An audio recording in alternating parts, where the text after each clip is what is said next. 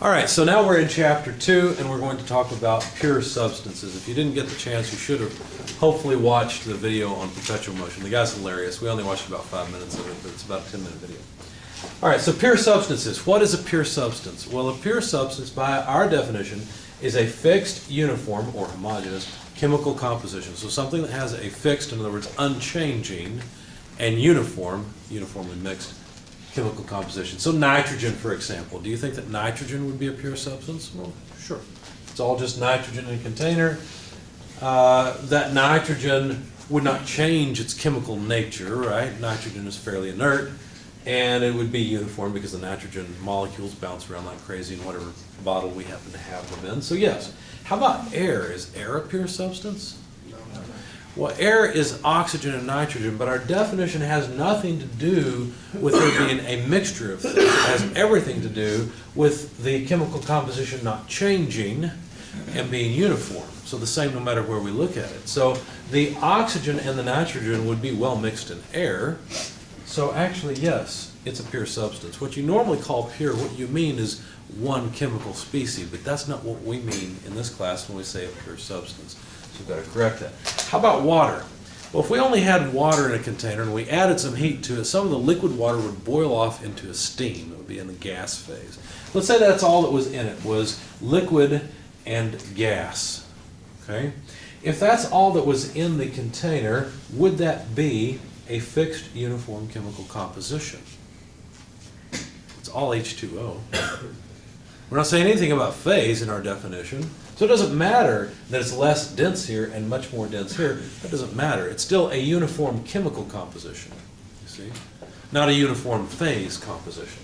So actually, this would qualify as a pure substance. So we're not talking about pure water. You go to the grocery store and you get the overpriced, the bottle of water, right? And it says pure water on the side of it. Well, what they mean is that it's clean and doesn't have junk that's going to kill you. The reason it doesn't have junk that's going to kill you is because it's already been processed by the water company and has some chlorine in it. That's probably the main reason. But anyway, so water would qualify, and it could actually be muddy water as long as there is just as much mud percentage in the vapor phase. It would be okay. Of course, that wouldn't work, but you get the idea. It could have something in it that would kill you as long as there was the same amount or a uniform amount in the vapor phase. It would still be a pure substance. What about air? If you take air to the point where it starts to liquefy with a container that has air in it that begins to liquefy, would that be considered a pure substance? Or a pure system with pure? Materials liquefy at different temperatures? That's right, exactly. It's not because, and I don't remember which one comes out first, whether it's nitrogen or oxygen. I can never remember. I think it's nitrogen, but I don't know. We could look it up. There would be a different concentration of nitrogen or oxygen in the liquid versus the vapor. So this would not be a pure substance because the chemical composition is not uniform within the system. Okay? That's the only requirement, is the uniform and fixed, unchanging composition. There are, of course, 3 primary phases of matter: solid, liquid, and gas, or sometimes called vapor, usually called gas. To compare them, the bond strength in solids is pretty high. You can tell because if you try to ram your fist through the table, it won't work very well.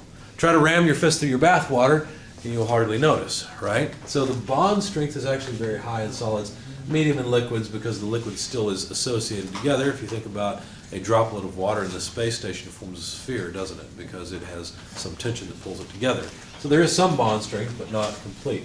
On the other hand, if the water's in gas phase, for example, then any bonding between adjacent water molecules would be virtually non-existent. So it would be a very weak bond.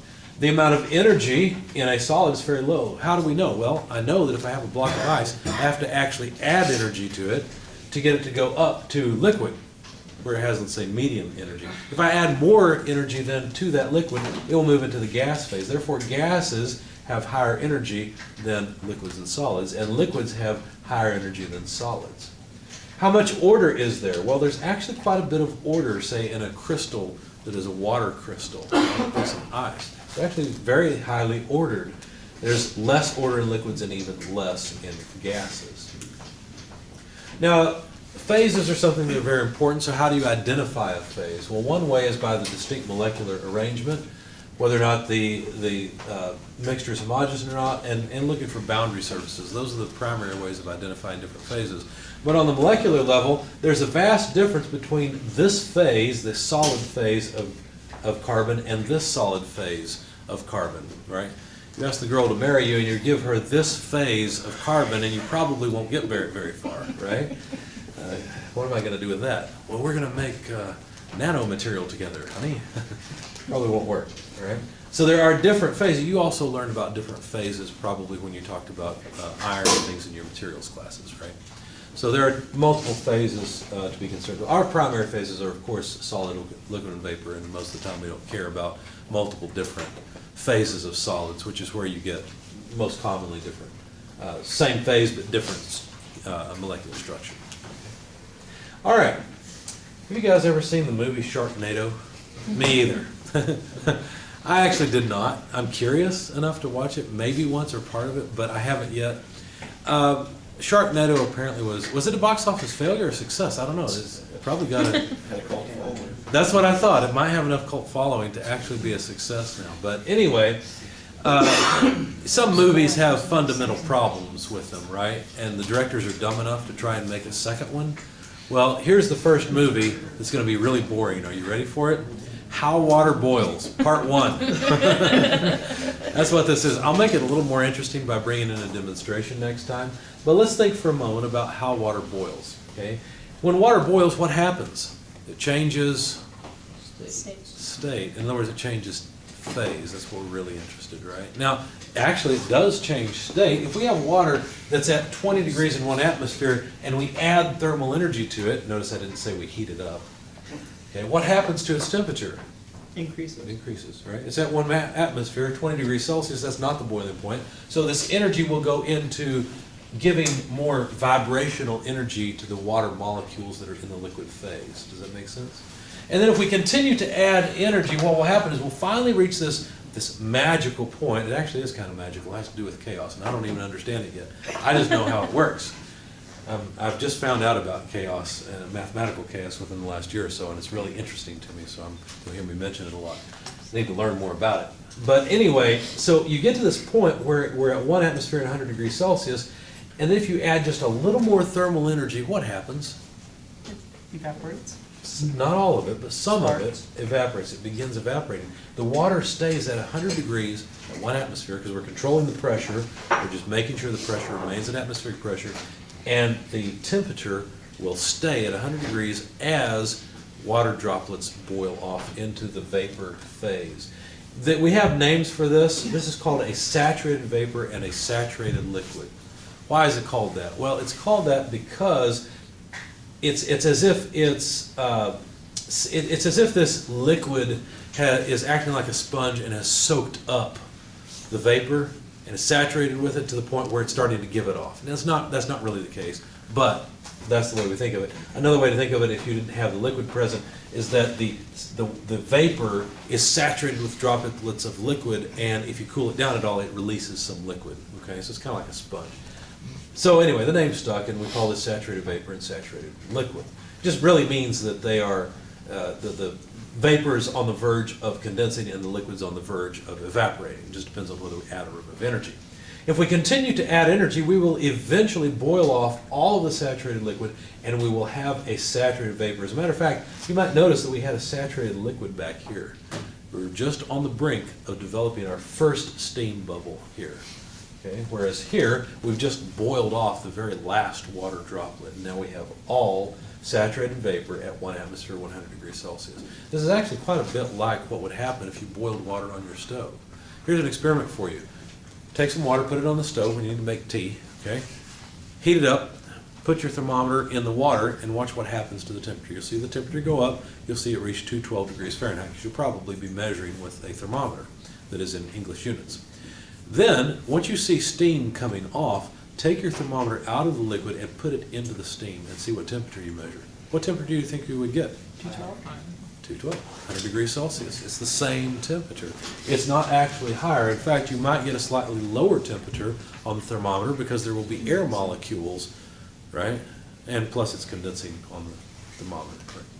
Well, if it starts to condense, it'll be even closer to 100 because then it'll be giving up energy to it. But anyway. All right, so if we then go from a saturated vapor state and continue to add heat relentlessly, I said it wrong, didn't I? What was I supposed to say? Increase the thermal energy, then what will happen is then the temperature will start to increase, right? And we'll get into what's called the superheated state. So there's subcooled or compressed liquid state, saturated liquid, which is about to vaporize, saturated liquid vapor mixture. Now, these aren't really mixed. In other words, there's not a bunch of vapor zooming around within the liquid or liquid droplets zooming around in the vapor, but we still call it a mixture because it's an equilibrium mixture of the two in a container. And then finally we have the saturated vapor state, which is about to condense, and then the superheated vapor state at the end. Notice something interesting. Between states 2 and 4, there's a constant temperature phenomenon. We notice that the temperature of the liquid and vapor remains at 100 degrees Celsius. Now we call this change sensible heat. We do use the word heat there. It's wrong. Don't worry about it. It's just classic. That's what we do. So this is a sensible change in energy. This is sensible heating. Why is it sensible? Well, I don't know exactly why they call it that. I think probably because this makes sense, right? If you add energy to something, its temperature should increase. That's just kind of what we expect. Whereas the change in here is called a latent change. Latent, if you ever heard of latency, some of you guys enjoy guitars, right, Mr. Matheny? Well, have you ever tried to hook up your computer and get your computer to be a digital signal processor? Lose signal. It's horrible, right? Because by the time the system, there's what's called latency in the audio drivers. And so you hit the string, the signal goes into the computer pretty quickly, but there's delay. And it's not good delay. It's not the kind of delay that you want with a delay pedal, okay? It's just, it takes a while. Finally, it processes the signal. The processor's plenty quick to keep up, but because of the way drivers are written, the way that we buy the cheapest sound card we can get, because of these reasons, there's delay. And so what happens is you hit the guitar string, and about a half a second later, the distorted sound comes out of the speaker after it's been processed. You can't play that way. It's just awful. Okay, so then you have to go out and buy an expensive line 6 pedal and go jam. But anyway, so it's latent has to do with a delay, or latency has to do with delay. So what we're saying here is there's a delay in the temperature change. So this is called latent heating, whereas this is sensible heating, and this is sensible heating. In other words, heating that occurs with a temperature change, not heating that occurs with a phase change. So heating with a phase change is latent, heating with a temperature change is sensible. Okay? There's a whole table in your book. Go to the back of your book if you have it. You need to become familiar with what's called the steam tables. They're also called the saturated water tables. This is table A-4E. If you want metric, you can go to A4. There is both metric and English appendices in the back of your book. They're worth marking. I highly recommend a tab at the beginning of the English table, which is page 883. And I highly recommend another tab at the beginning of the SI table, which is page 841. Okay? Save you a whole lot of time. So if you look for table A-4E, it's near the beginning of the English appendices, and it lists what's called saturated temperatures and pressures. So in other words, if we want the water to boil, because this is a table for water, and when I say water, by the way, I don't necessarily mean liquid, I mean the chemical H2O, okay? So this water, if it's at 35 degrees, I have to have a pressure of 0.0992 psia for it to boil. That's an absolute pressure that is much lower than 14.7. If you or I are exposed to a pressure of 0.0992, we will asphyxiate, right? Because we will not be getting air. That is too low a pressure. At a temperature of 212 degrees, you need a pressure of 14.698 psia for the water to be at its boiling point. Okay, well that makes sense. That's 14.7 psia. What this suggests is that if we were to reduce the pressure on some water, we could get it to boil at a lower temperature. I'll demonstrate that for you next time. Okay? Try to remember to bring it in. So you can plot what's called the saturation pressure versus saturation temperature. And students get all confused about this because it sounds like doublespeak. The saturation pressure is the pressure at which a pure substance changes phase at a given temperature or at a saturation temperature. And a saturation temperature is the temperature where the substance changes phase at a given pressure. So it sounds like double speak, right? All it means is that these two parameters, temperature and pressure, depend on one another if there are two phases present. Okay, that's what it really means. So if you say, I've got water that is boiling, and it is boiling at a particular temperature, I can tell you what pressure it's at. Does that make sense? On the other hand, if you have water boiling at a particular pressure, you tell me what that pressure is, I can tell you what the temperature is, because those two things depend on one another. If the water is at its boiling point, if any substance is at its boiling point where there is a vapor and a liquid in equilibrium with each other, then the temperature and pressure co-vary. That's what it really means. So here's a plot of the saturation pressure versus saturation temperature. It's really just these two columns plotted against one another. All right, that's enough for today. I'm out of time. I will talk to you guys next week. Don't forget the quiz and homework due a week from today. The idea behind the quiz is that you can look at the quiz, try it, and it's not due until midnight after next class. So you can actually come in and ask me questions, and I'll give you a little bit of grief, not too much. I'll make you think a little bit, but I don't mind giving away answers for quizzes. Okay? Have a good weekend, guys.